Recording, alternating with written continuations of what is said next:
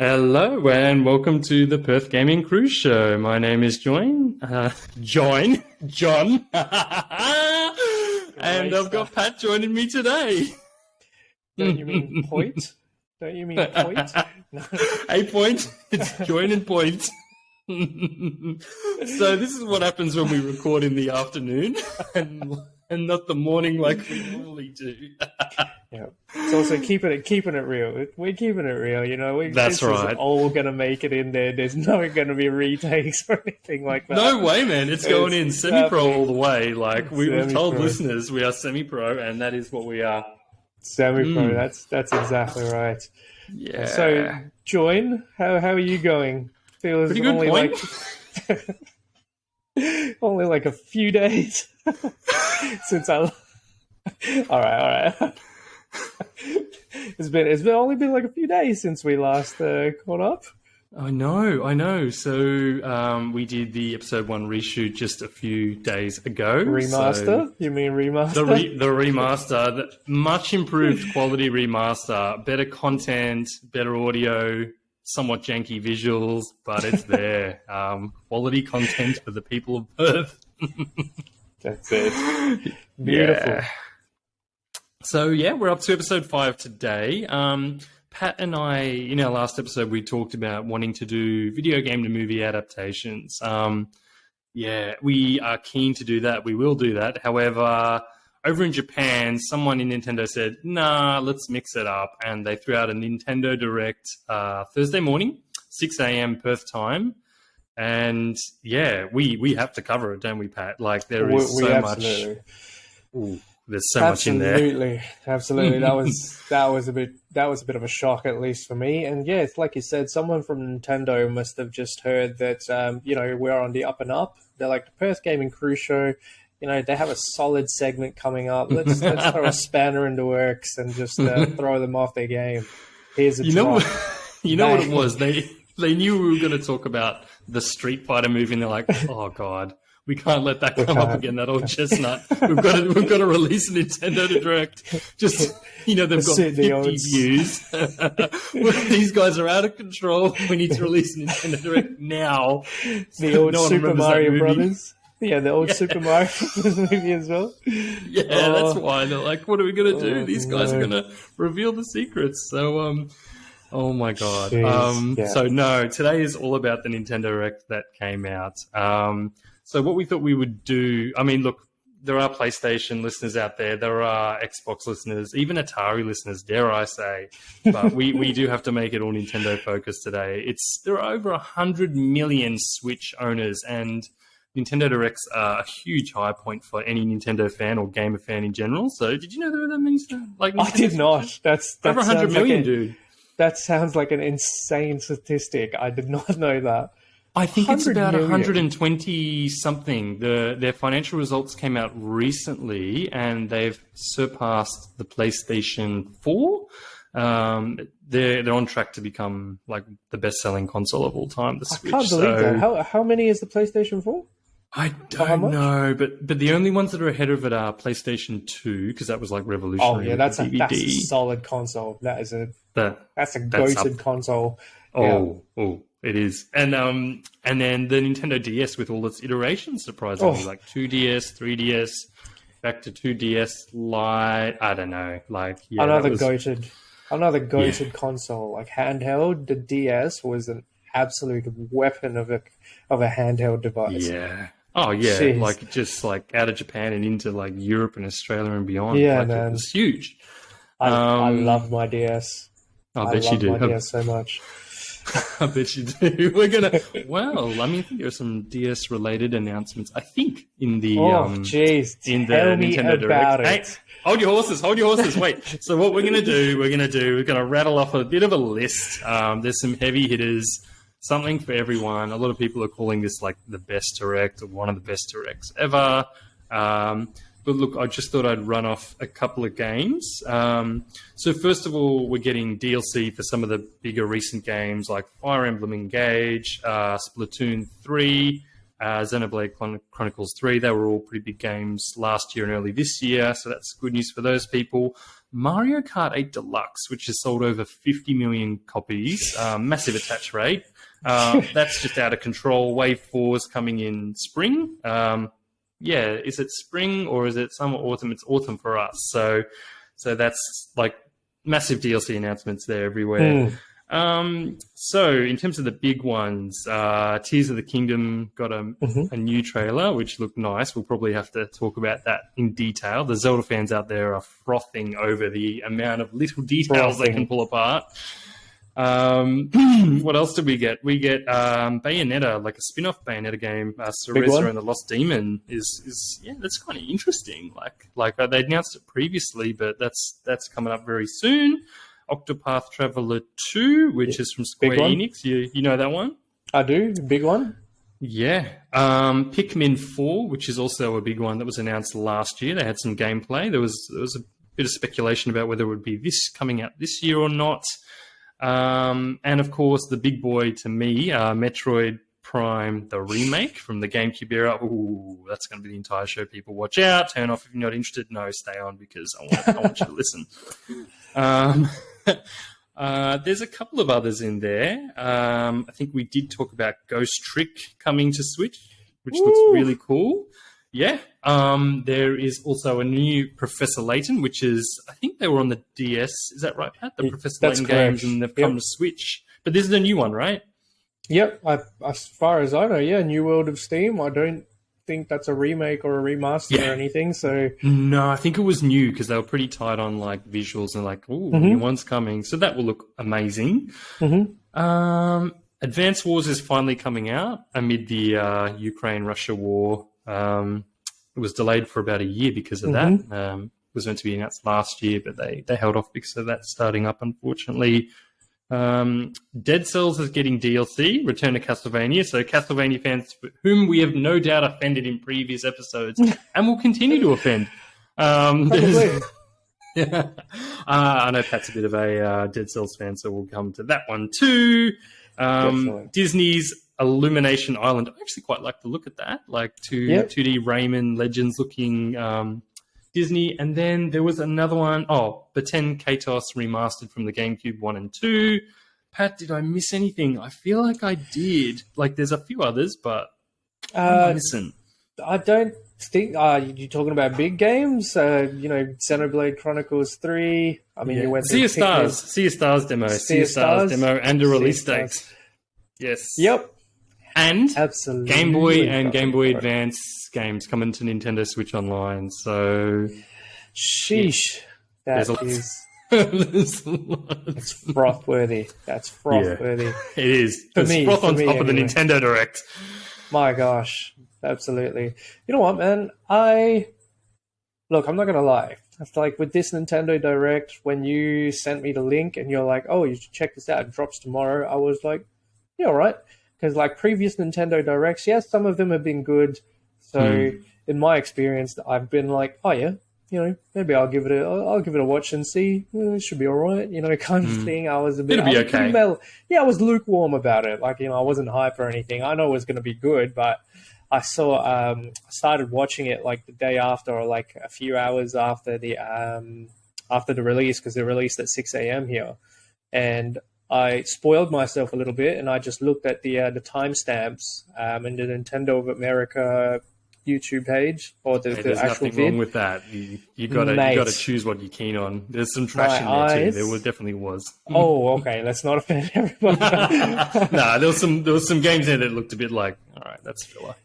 My eyes, when I saw some of these games, I was literally blown away. I was like, there are some here that I could not believe are getting a Switch release, and I am so excited for them. Cool. So excited for them. So it's far out. It's going to be a difficult year for me financially. Time to get a loan. Yeah. So, there was heaps in there, man. So like on that, when you checked it out, like what excited you about this Direct? Like, kick it off, man. Oh yeah, all right. So I knew obviously that Tears of the Kingdom was going to be there because that's their that's their hook, that's their big one. So I was not surprised to see that included in there. But yeah, like I said, when I spoiled myself when I clicked on the timestamps and just had a look at the contents, geez, some of these Ghost Trick. I don't think I've spoken about Ghost Trick before in our show. No, you haven't. You haven't. No, I don't think I have. So it's a Nintendo DS game. I don't even know what genre to describe it. It's sort of like a murder mystery, but it's not point and click, but it's sort of like a puzzle game where you make things happen to progress. You're a ghost, so you're like the full name of it is Ghost Trick Phantom Detective. Big part of my actual DS, sort of why I love the DS. This game is so fantastic, and I'm so glad they're releasing it on the Switch, because it's going to reach a newer audience that may not have otherwise owned a DS or could not own a DS, because let's face it, you're too young. And to have the ability to experience this game again is something I envy, because it is just so good. It's one of the masterpieces of storytelling, again, by bloody Nintendo doing a great job. So I'm excited for everyone to experience Ghost Trick for the first time. Premise of it is basically you are a spirit. You're trying to solve your own murder, and so you come back to life as the spirit, and you can only possess certain objects and things like that and move them. So you've got to make things happen in the environment while possessing, say, a lamp. Okay, it's a puzzle game. So you move the lamp a certain way so that it bangs onto something that has a flow-on effect, which progresses the game, sort of thing. So it's a great game. I could talk about it forever. Sort of other one in there, obviously Sea of Stars. I don't need to go in any further. Did we talk about Sea of Stars before? It's like when you were like, I'm sure we have. Laying in wait, and a demo, man, and a demo coming out. Like, so that's pretty cool for like a smaller indie game to get a demo. Yeah, a demo, and it's just like, we're dropping the demo today. There you go. Yeah. Jeez, that was exciting, and an actual release date. August. It's like, wow, I don't even care that it's ages away. The fact that the release date is there is so good. We'll go into it a little bit later, I'm sure, when it gets to actual part, but also just Fantasy Life and Mega Man Battle Network. So excited for those. So those are your jams. What's Fantasy Life? Like, what is that? Fantasy Life is like... It's like a life simulator kind of game, but I mean, I did get that from the title. I was like, all right, this is exactly. I'm sure this is exactly what it sounds like. But I was like, fantasy, what? Like, but it's also an action RPG, so it's got RPG elements. Like you choose your own life. So the life is basically a job. So you could be a knight, you could be a baker, you could be a fisherman. Like you could be any of these ones, and like you choose whatever one you want, and you just play the game. So if it's co-op, which I think it's going to be fantastic, because it was released on the 3DS. I have it on the 3DS, and basically you can buy a house, you can tend to it, you can have pets, like you build life simulator your own life. Kind of thing. Okay. With RPG elements, so you level up, you gain skills, you fight monsters. But if you don't want to fight monsters and you just want to weave clothes, or you want to be a blacksmith, you're perfectly well within your rights to do that, because each life has its own story. And it's great. It's just a fantastic, fantastic game. Again, I'm excited for people to experience it for the first time, getting that it's a Switch release. So it's amazing. They're porting like everything across. Is the Mega Man Legacy Collection, is that DS or GBA? Or do you know? I believe the first one was on Game Boy Advance. Okay. I think the first Legacy Network, not Legacy, just the Mega Man Battle Network. I think the first one that ever came out was on the Game Boy Advance, which I have. Again, cool. Fantastic game, because very different from the usual Mega Man games, because it's not a side-scrolling platformer kind of thing. It's more sort of like strategy / dungeon crawler / that kind of game. So it's a twist, but again, fantastic. The fact that it all coming out in one collection also helps, because there's about 500 of them that spinned off of that.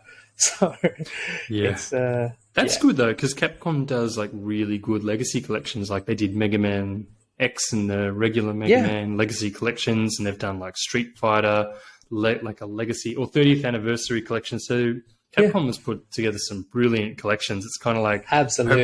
Is this one you were kind of expecting or hoping would come out, or was it just like, oh, I used to play that back in the day? It was a pleasant surprise. I saw it and I was like, I knew about the Legacy Collection, but I did not think it was coming to the Switch. I think I've seen it for like the PlayStation or something, or like on Steam. I don't know. Probably some other on Xbox Live, on Xbox 360 or something like that. Some other console. And obviously Disney Dreamlight Valley and Tales of Symphonia Remastered. Again, gonna gloss over those. I'll talk about them later on. No, do it now. We've got time. We got plenty of time, bro. Oh, absolutely. Let's go into them. So, like, Tales of Symphonia Remastered. Tales of Symphonia Remastered. I know you would know that one. Like, I was like, I knew that from a GameCube. But, on the GameCube. So, I never got a GameCube until later.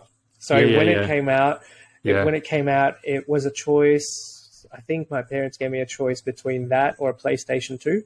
Yeah. I think that's the same generation. That's a fair choice. Yeah, it is. PS2, exactly. GameCube, Xbox. Yeah, original. I believe you're right. Yeah. So naturally, I went PlayStation 2 because I got the Kingdom Hearts bundle, one of my favorite games, Kingdom Hearts. So I got that. At the time, it was not my favorite, obviously, because it just came out, but it became my favorite game because of that experience. Anyway, so I did not get a GameCube until later on when I got one secondhand from like Swap Meet or something, for something just like an outrageous price, really cheap. And I knew about the existence of Tales of Symphonia, and that was the only reason why I wanted a GameCube. So I got a GameCube secondhand, and then I don't know, my dad helped me because I couldn't drive back then. I was young. My dad helped me find like this seller of like Tales of Symphonia because they stopped releasing it because I got the GameCube quite late. So you can't just go to like EB Games or something and buy a copy because they don't. Do you know where you went? This is like you're in Perth. No, it was like a private seller. It was like a private seller. I think it was like because I was going to say this would be hard to get. Like there's a couple of retro game stores, but there'd be like one or two copies, and someone's got it sitting around from years ago. No, it was gone. I couldn't find it. So I think we went to eBay.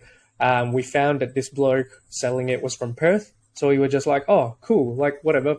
I don't know, selling it for an exorbitant amount, something like $30, $50. And I was just like that. Yeah, I was like that, you know what, I'm part-time job or whatever. Here, I'll give you 50. Just drive me to this place and I want to buy it. So I got this game and I was hooked. I was hooked from the beginning. Being a big JRPG fan, I don't know if you know about the whole Tales series. I know about it. I played massive. It's like an expanse of like just a million different Tales games. I believe if you look on Google of what the best Tales series are, there's maybe 2 or 3 that constantly pop up on every person's list, with one of them being Tales of Symphonia, and the other is Tales of the Abyss, which I think is on PS2. Yeah. So just Tales of Symphonia is one of the best Tales games in my opinion. So did it not come to PS2 because you had a PS2, so you would have played those other Tales games, and then were you like, oh, I need a GameCube just to get this game? I need a GameCube just to get it. How funny was it, like Bandai Namco, like diversifying at the time? You're like, you're going to put that one on PS2, that one on GameCube, and you'd be like... Clever, honestly. Ooh, console envy, right? Yeah, very clever. Nice. So you literally bought a GameCube just for that. That's cool. That remains the only GameCube game I've ever owned on the GameCube. Wow, interesting. I've got one GameCube game, and it was just Tales of Symphonia. So this again is, man, our listeners are going to be like, bro, Pat must be rich or some shit because, you know. Pat be broke. He's just got games and an Optimus Prime Transformer. Like. Exactly. Another game that I own on every console it's come out on. Or I will, I should say. So I own it on Steam. I bought it on Steam when it came out as the remastered, and I'm probably going to buy it on the Switch when this remaster comes out. Yeah, so, why not? Like there'll be a special edition. There probably is a special edition, and it'll be like $80, man. Buy that. Go buy it, and then lend it to me so that I don't have to buy it. Oh, absolutely. Yeah. No, it's a fantastic game. Again, character development is on point. Story, I'm not going to lie, typical JRPG. You know, you're a band of friends. Likable characters, something happens, something threatens the world, you get the responsibility thrust upon you to journey around the world and stop the evil. Like typical JRPG story. What makes it different though? Like, I think you're selling short, man. It's the skits, right? Like, it's the skits. Yeah, it's the like skits. the little comic strip conversations that come up throughout the game. No, the game does that, it's character development. Yeah, exactly. What sets it apart from the other JRPGs? Definitely like world building and character development. Yeah. Like deep lore, world building. I already said character development. I already said soundtrack is amazing. And also combat-wise, very fluid, very responsive. It's sort of semi-co-op in that you have 4 party members. You can have a friend plug in another controller, and they can control one of the people in your party manually. So it's only co-op during battles. But for people playing couch co-op and have an interest in RPG games, that's more than most RPG games give you. RPG games tend to be normally single player game, so that's true. That's another plus, and it's just beautiful. Just at the time, graphics. It's cell shaded, I believe, which is one of my favorite methods of rendering. Kind of like Wind Walker for Zelda. Yeah, Wind Waker. That was such a GameCube. That was such a thing of the era too, like Jet Set Radio, Wind Waker. Yeah. Some of the games are moving to that cell shaded look, and it was like, ooh, looks really nice. One of my favorite types of graphic, rendering or whatever it is. So this game is just fantastic. Like, if you have not played Tales of Symphonia ever, pick this up, because I guarantee you, if you have the time, this will be one of the best JRPGs you will ever play in your life. That's a huge call for me. That's a huge call for me, because I play a lot of JRPGs. So, very big call. Dude, Disney there would have to be... I was just going to say there'd have to be a lot of people in Perth who had a GameCube back in the days, or played this game, like I did. Like I did too. It's funny that of all the things in the Direct, that's like one of yours, if not your super highlight. Like when you're an old school gamer, and you're like, this game would be like 20 something years old or something, and they bring it back, and you're like, oh, you're bringing it back, I'm going to play it now. It's massive. Sorry, what were you saying? So Disney, you're into the Disney Dreamlight Valley? Was that DLC or was that, because I think the game's already out? No, that's that game is already out. Not for the Switch though. Okay. I think this is so it's out on like Steam. It's out on PlayStation potentially. Maybe not. I think it was not, pretty big cross-platform. Like, I feel like it'd be cross-platform and it'd be on all the modern ones. Like, it's definitely all on the modern ones. Would be there. Yeah. Again, life simulation, surprisingly good fun. Yeah. It's got a 10 out of 10 review on Steam, so you know it's good. Jesus. 8 out of 10 on IGN, and IGN are pretty they're pretty harsh on their reviews, dude.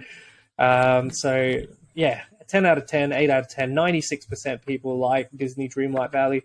It's just a great life simulation game if you're a fan of Disney. My only qualm about it is that it's not co-op, single player. So if it is co-op, this could potentially be the greatest game of all time. I'm just kidding.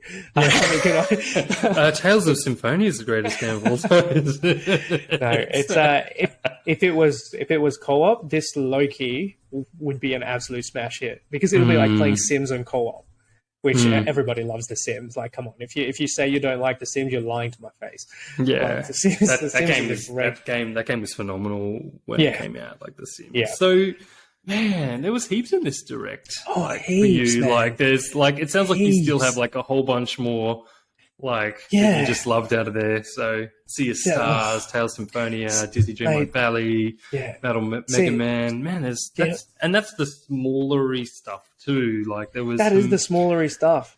Dead Cells, obviously, you covered Castlevania DLC, and it's ridiculous because they've actually got the Castlevania characters in there. It's not just like a Castlevania style. Like Richter Belmont is in there. You're fighting in bloody Dracula's castle. You're fighting Death, which are all staple Castlevania like villains and settings. How good did the like intro page look too? Like the castle zooming out. It looks like the Netflix version. Classic. Like it looked like that. And then the games was like, oh, that is love for the originals right there. Absolutely. Like, that's like respect. Yeah, my goodness. So, those are the ones that stood out to me, only because yeah, I saw them and I just got hit with like a, nostalgia, because I'm like, holy crap, these are games that I was playing, when I was bloody in my teens, and the fact that they're getting a remaster, that's so awesome to me, because I love sharing passions. I love sharing all that stuff. So the fact that people can experience these for the first time, which they couldn't before, because you can't just go out and buy a DS nowadays. Like they're shutting down like the online shops, like for Wii U, DS, all that stuff. You don't go back and buy it. The Switch has been out for 6 years. Not many people are going to go buy a DS these days. Just wouldn't do that. I mean, you can emulate it and stuff like that, but that's like illegal. No, you don't want to go down that route. So I'm very happy that people can experience these for the first time. It's so cool. It's so cool. Like I was so happy with this Nintendo Direct. So it's kind of like so I saw it at like 6 a.m. first time because my daughter woke up. Oh, you got up. Nice. I was thinking making up to watch it, and I was like, no, I'd like to sleep into 7. She woke up, crawled into bed. I'm like, all right, I'm up, and then I was like, and this is at like 5:30 something a.m. actually. Or close to 6, I was like, oh, it started. Should I just go? And I was like, I need to go watch this, And I had very low expectations because there's been rumors about the Switch wrapping up and the Switch 2 will be around some point. And I think they tend to release a lot of games in the first half, like Mario Golf, Mario Tennis. And, I'm like, all right, that's fine. Like, it's not big for me, but like I was like, all right, we'll see what's coming. And Tears of the Kingdom was like, that was kind of like you said, it was always the big one there. Exactly. We're gonna have to talk about that too. But then for me, like the big one, I didn't get out of it. Let me guess. I know exactly what you're going to say. I know what you're going to say. The big one for you would be Go Prime or Go Home. Metroid Prime. Yeah, Metroid Prime Remastered, if I had to guess.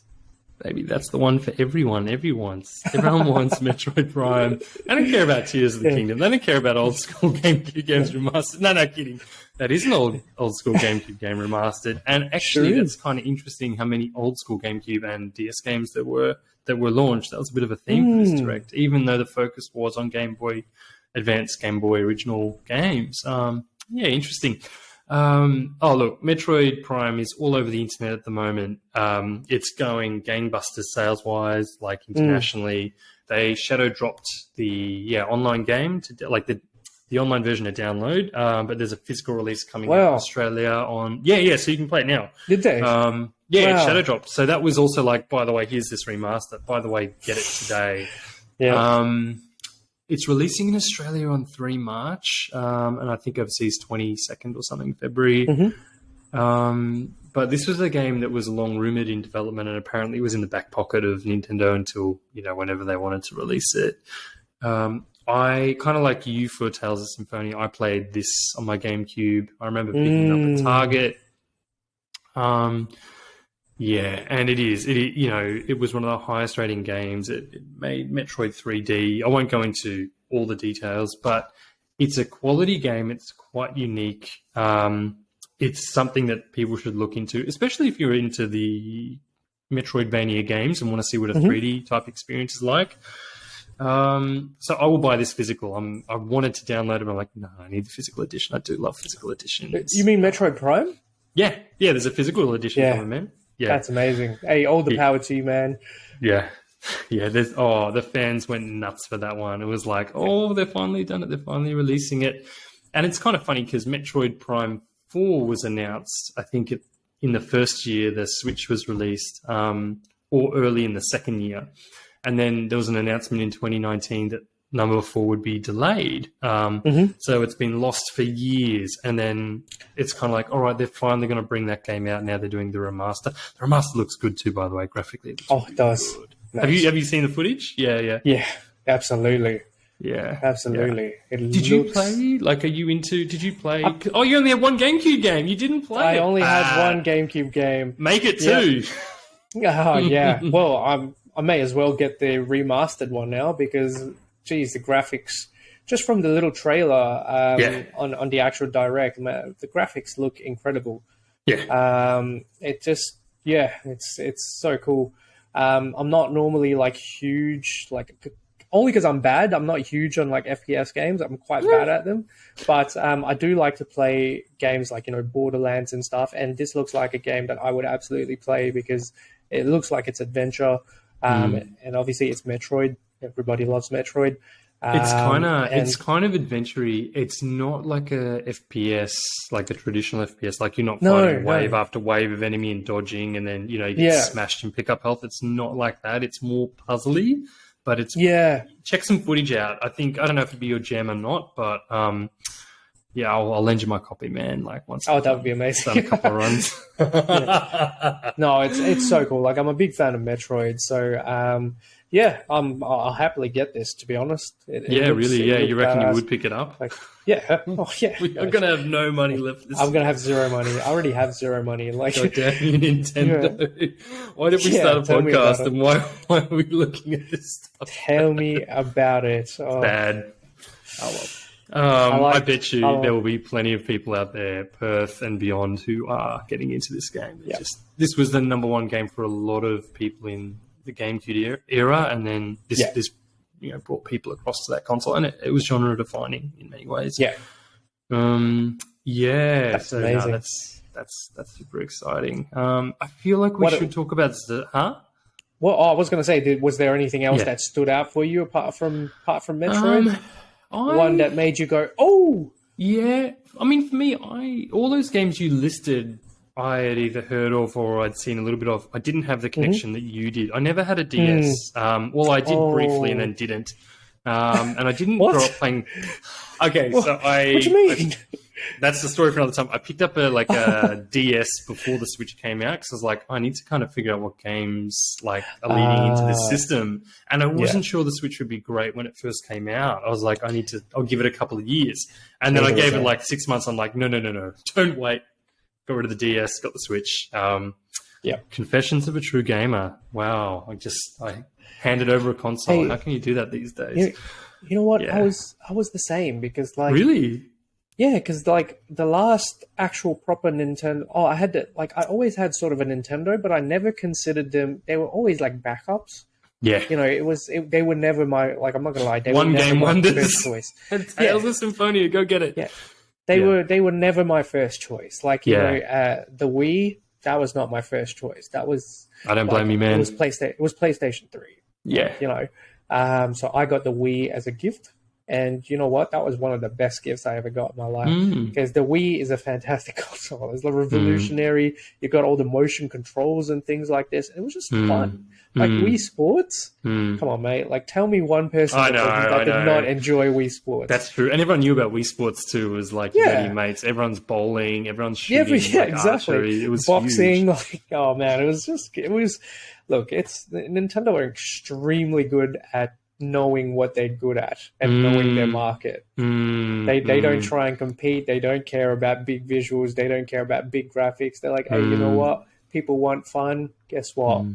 Broad appeal, isn't it? They know what appeals to people. It's like, all right, we're going to put this out. We were just talking about Metroid, and that kind of Tales of Symphonia. They're putting both these games out this year. They'll probably both sell 1 million. I reckon Symphonia will probably sell 1 million, and I think Metroid Prime will probably sell 2, 3. It'll be a bigger hitter, of course, because it was bigger, but both will sell really well. And these games are 20 years old. Yeah, I think it came out in 2002 or something. They know their audience. No, the other big one for me was Baten Kaitos. Did you ever? You wouldn't have played that. Old school. That was also on the GameCube, so it was just GameCube Central, and that wasn't even the most popular console. So, I mean, I won't go into it, but that if you're into the Xenoblade games, the developers have those roots. I think it was Monolith Soft at the time, or a different name for that company. Gorgeous graphics, painterly artwork, JRPG. If you're into that, keep your eye on the 2 remasters. That was the other big one for me. What did you think about Pikmin 4? Are you a Pikmin fan? Did that do anything? Did that tickle your fancy? No, the old Pikmin? Nah, did not tickle any fancy of mine, unfortunately. No. I know about Pikmin. I know it's pretty popular. It just wasn't for me. I'm not gonna lie. I never picked up any of the older Pikmins. The only reason I'm relatively familiar with them is because you can pick Olimar, I think, in like Super Smash. Oh yeah. That's what it's like, isn't it? It's like, who's that guy and what's he doing? And honestly, in Super Smash, he's not that good. It's like you throw your Pikmin and run away. You're like, no, you're not going to win many matches, Olimar. No. So I was not big into Pikmin. Xenoblade, like you mentioned, the remasters. Definitely on my wish list if you look at my Nintendo profile. So anybody who's looking at my profile, feel free to... My birthday's coming up, so feel free to grab When's me. When's your birthday? I'm just kidding. It's in April. It's ages away. Okay. But yeah, no, Pikmin... I'm gonna make enemies out of this, but I was not... You know what? I never got into it. Nah, man, I don't blame you. Pikmin is not like a broad appeal game. Like, it's got its fans, but like... It kind of is, though. Yeah. Do you reckon, like, it's not up there with, like, Mario, Zelda, but maybe it's, I don't think so. Yoshi tier, Kirby tier. Oh, my... Mario Sports tier. Okay. We better stop here. Mario Party tier. No. I think it's... angry Pikmin 4 fans. Cancel. Some guy's just going to find out a way to not disable our comments. And absolutely blame the crap out of us. Blue Pikmin, there's yellow Pikmin, there's red Pikmin, there's ice Pikmin now. Look, it looks fine. Like, it looks cool. I'm happy for Pikmin lovers that they're getting like a new Pikmin game. Yeah. Like, it's... Yeah, to be fair, it's a reminder when you look at Pikmin, you look at all the Nintendo franchises, and there's like 10 or 20. Your Mario Karts, your Yoshis, your Donkey Kongs, Fire Emblems, whatever. Third party, first party. But, you know, it's just one of those that sells well, and it has its own fan base, and I like that about the system. Yeah. But, Pat, we've got to talk about Tears of the Kingdom, man. We're into episode... the big one. What are we in? Episode 5? Yeah. And episode 5. That was like, everyone's watching that. Everyone's big on that. You've played Breath of the Wild, right? Yeah. Have you beaten it? Have you gone through it? Like, have you... Okay, putting me on the spot here. Okay. So, Confessions of a Zelda gamer. Confessions of a gamer. Lay it all out. I'm ready. Okay.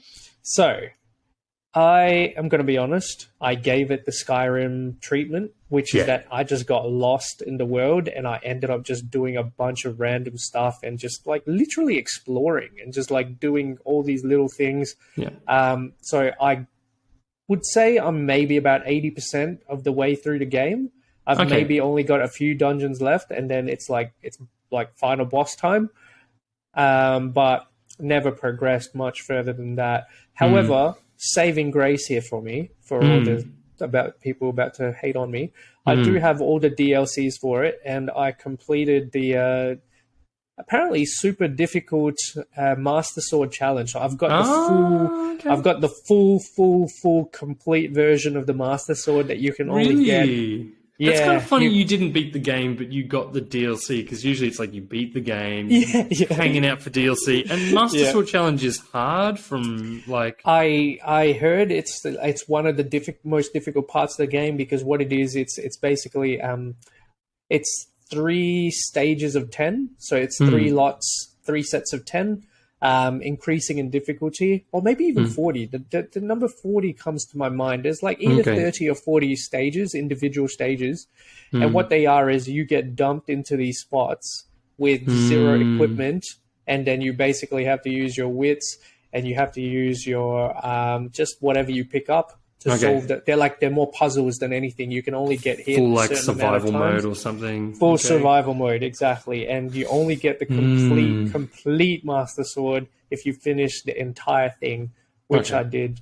Okay, so you did that at least. I feel like you are allowed to access like Tears of the Kingdom. So like what like thank you. So because I feel like it's a massive game and you probably played it the way it is made to be played. Like you do just run around and do what you want, right? Explore, exactly. What did you think of the Tears of the Kingdom trailer then? Like, we had seen some small ones in the past. This is clearly the biggest ticket item for Nintendo this year, and probably since the Switch launched is a fair call. Since it's not Breath their of the best-selling. Yeah, it's the biggest ticket game apart from Breath of the Wild, which launched. So 6 years in the making, basically. What do you think about this game and how it's looking? And is it for you? Like overall in all of your game interests? Like Absolutely. Like, if you are any fan of Breath of the Wild, like, it would be a crime if you do not get this game if you played Breath of the Wild and you love it. So, look, this is going to be relatively... I don't know how inflammatory this is going to be, but like... Stoke the fire, man. Yeah. I don't know how inflammatory this is going to be, but look, man, there's not much graphic improvements on it. No, that's a fair call. I reckon, call. Like, it looks nice, but it's not. It looks the same as Breath of the Wild, don't you reckon? Exactly. It's It controls and stuff like that might just be a bit more refined. You're probably going to get a whole new area to explore in. You'll probably get new sort of mechanics in that. Like in the trailer, I think Link was skydiving or something like that. No. There was like a hot air balloon, and then there was like some sort of quad helicopter, which looked really cool, by the way. I was like, the vehicles are getting a bit of a spotlight here. This look really good. So it's like, look, they're probably going to come out with a massive world. So like a bigger world, more things to explore, more enemies, more different boss fight mechanics. You've still got the glider. Enemies, the kobolds are still there. The big ones, I forget what they're called, just the longer looking kobolds. But as far as it's going to go, I think this is going to be more, if you played Breath of the Wild, it's probably going to be a sequel. So it will further the story. So if you're interested in the whole Breath of the Wild lore and all that things, this is definitely a must get, in my opinion, anyway. So I'm personally going to get it because I feel like it looks fantastic. And like I said, I love Breath of the Wild. I'm probably going to finish Breath of the Wild before I get this, though. But otherwise, it's going to be the Skyrim treatment. It looks the world looks beautiful. I'm sure the world building is going to be a masterpiece of just the living environment. Just being able to explore and walk around something which, what they're going to do is probably going to triple the size of the Breath of the Wild map, which is... It did look huge, like with all of those sky-based levels, hey? Yeah. Like, it was all like going up and down, like that seemed to be the... I don't know, that seemed to be the theme of this game, is like you're moving through these, different levels, like how vertical it is, so to speak, But, that kind of looked to be the... Yeah, but, I'm not going to lie to you. Like, I did not get hit by this as much as I was seeing, like, Fantasy Life and Ghost Trick coming out. Those got me hyped. Man. But Tears of the Kingdom, I know it's most likely going to be good. I know it's going to get great reviews, just like Breath of the Wild did. It's going to be an extension of Breath of the Wild, and because of that, I'm excited. But it's not something where I'm just like, oh my god, like this is a must get for me. No. I get you. I absolutely hear you. And look, true confession time. Look, first of all, we are, as this podcast goes on, we're going to be looking at different, some of the biggest game series that people are into. We're going to look at things like the Halos and the God of Wars and the Last of Us and Zelda. We're going to look at that stuff. But we're into our own types of games. So I'm the same as you. It wasn't like a massive one for me. True confession, Pat. And I'll try not to lose all our time here. I know this is what it's going to be. I've actually not even played Breath of the Wild. Like, I've not even played it. It looks good to me, but there are lots of other Switch games that I really like and games on other platforms. I might get into this one just because I'm hoping they bring dungeons back, which was missing in Breath of the Wild. Like, I know they had the big 4 animal mechanic dungeons thing, which looked great, but traditional dungeons weren't there. And I loved those in The Wind Waker, which was probably one of my favorite Zelda games. So I'm the same as you. My hype level's not up there crazy big. To people who've been waiting for this game for 6 years, I love that you're getting what you want. That's awesome. This game will sell the Switch for another couple of years at least, big time. Hey, don't you reckon? Yeah, I was going to ask you, like, for someone that has not played Breath of the Wild, like, what's the level of interest here? Is this something where? Is this going to be? No. It's a fair point, man. Like, for me, it's like a level of curiosity. It's like, I knew this was a thing coming out. It makes me want to play Breath of the Wild because I know there's a lot of excitement around it, and they're quality games. I'm not saying they're not good games. They're just not games that I out of the list of games, and I think I talked about one of my favorite games coming out this year is Wolf Among Us 2. Like, that is chalk and cheese with Breath of the Wild and Tears of the Kingdom. You know, we are a gaming podcast and we're trying to cover everything, but we're into like Ghost Trick and Baten Kaitos as well. You know, we are not a Zelda podcast or a Mario podcast. We're not a God of War podcast. Yeah, we're not even like a Diablo podcast. Like we talk about what we're into. So for me, it's like a curiosity. It's good to see Nintendo's putting it out there. I might play it. I might play it and love it. I can see myself trying it. Would you get Breath of the Wild first before trying this? I hear like you go straight into so I might borrow your copy. Yeah, okay. No, that's fine. No, I was like, it's more of a, would you want to experience Breath of the Wild first before you play this, or you jump straight into it? Probably. But, I mean, I think I'll wait till Tears of the Kingdom comes out and I'll see. Like, I'll read the reviews, I'll look at the gameplay, and if the dungeon stuff's there, I might just jump into it if I can. Yeah. Because Breath of the Wild's a huge game, and there are so many other games that I'm playing or wanting to play. So I don't know. It might the whole discussion around it might pull me in. We'll see. But I'm not. It's not right next in line to go play through to beat just to see what this one's like. If that makes sense. Yeah, no, absolutely. But that's the other thing about it, right? Like you're a parent, so you can't sit there playing for like 40 hours. No, just, like smashing, which is like Breath of the Wild times. Like I think I've got about 150 hours on Breath of the Wild. So it's not. You can technically pick it up and play it because it is just like exploration. So if you just like walk around and run around for like, half an hour, you'll get a lot done and you'll see a lot, which is really cool. But in terms of story progression and like all this, like you gotta put some solid time behind it. Yeah, that's it. I'm wary of that too. And I totally get what you're saying. So look, man, like if I'm being real, I reckon, and this is just a thought, I reckon Nintendo and the studio, like Nintendo will probably like what they'll do with Tears of the Kingdom is they'll probably only have references, which I think like more people are doing now. They'll have references to the prequel. Because I feel like you will lose out on a lot of audience and like share if you make it completely, like if you make it a full sequel, because like if you do that, then people will be forced to play Breath of the Wild, like a friggin' 60-hour game before they get into Tears of the Kingdom. So I feel like they'll be like, oh, this character was from Breath of the Wild, or this thing happened in Breath of the Wild, but it's not going to affect your enjoyment of the game, if that makes sense. Like you might get more out of it if you're a Breath of the Wild fan. Yeah, you can play it as a standalone release. Lore-wise, if you care about the lore and like if you're a purist, then you'll probably want to play Breath of the Wild. But I reckon this game by itself will probably be marketed as being capable to be played standalone. Yeah. Because you'll lose a lot of people if you're like, oh, by the way, you have to play Breath of the Wild before you play this, otherwise you're not going to have any idea of what's going on. Yeah, no, that's and true. It's like who's going to do that? Like I personally would not. I cannot do that. Like I'm time poor. Like I won't be able to do that.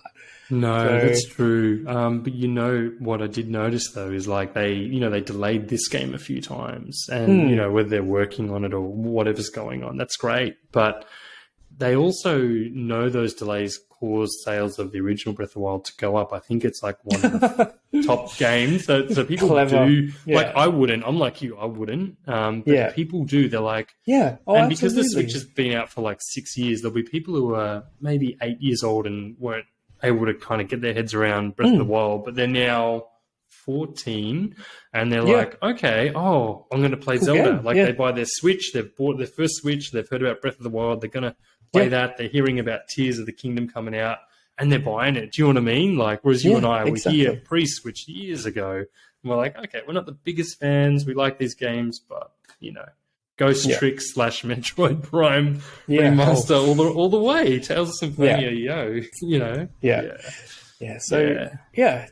going to be interesting. I'd love to see it. I'm sure it's going to be a fantastic, fantastic game. And look, I'm not going to lie, I probably will get it at some point, but I'm not going to be lying. I'm not going to be lining out the door to on release getting it. Yeah, no, that's totally fair, man. Interesting. Curious to see what the Switch has this year. Like again, compared to the other consoles, they've got a great lineup of games. You know, there's, like you were saying, there's so much to go back and play. You know, like they're just on a roll. It's going strong, man. Like I was speaking to a parent today, and he's also a gamer. He's got 2 kids, and he's got a PS5 now. And literally, the man was like, "Oh, gave my kid. I think his kids are maybe like 7 and 4 or something like that." He was the man goes, "Oh, I gave him a PS4 because, you know, I gave him my old PS4 because I have a PS5 now, and you know, they see me playing Apex Legends and they're like, yeah, I want to play, Dad, or whatever." And they don't, like, they play it one game and they're like, no, I'm going to go on the Switch. Like, you know, it's interesting. Just so like these are kids. They're like, I prefer the Nintendo Switch. Like the man said, you know, the boys have got a PS4 in their room, never touch it. Always on the Switch. Always on the Switch. And that's just what they prefer. So I feel like Nintendo's got a good thing here. I don't know if Switch 2 is something that should be rushed, considering everyone still loves the Switch. I think it's so popular. It's just selling console. It's selling big time. 100 million. You said 100 so million. I think it's actually 120 million, Pat. It's outsold the PS4. I'm pretty sure I read the stats the other day. Insane. They released their financials. We'll have to look into it afterwards.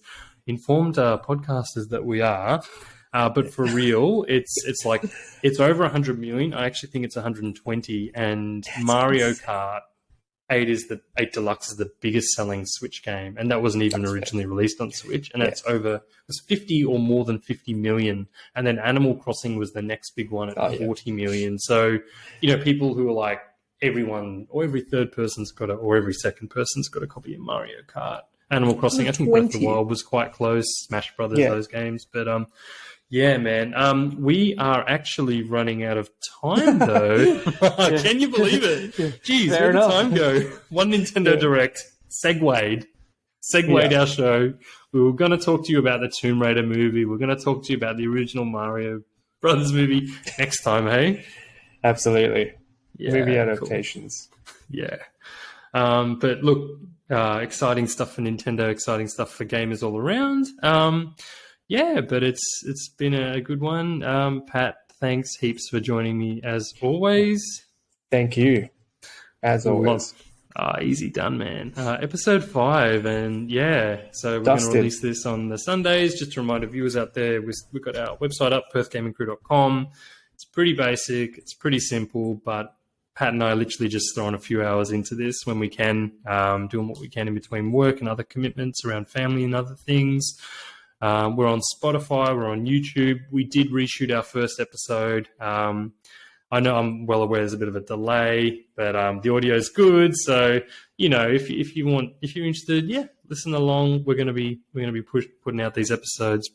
Keep doing them weekly on the Sundays. Hopefully there's not like a PlayStation or Xbox Direct. Well, Xbox had their showcase, so it's PlayStation's turn, right? But we'll try and get around to those live action video adaptation movies next time. So look out. Look out indeed. Yeah, awesome. And thanks for joining us again, listeners. And that is PGC for the week. Over and out. See you later.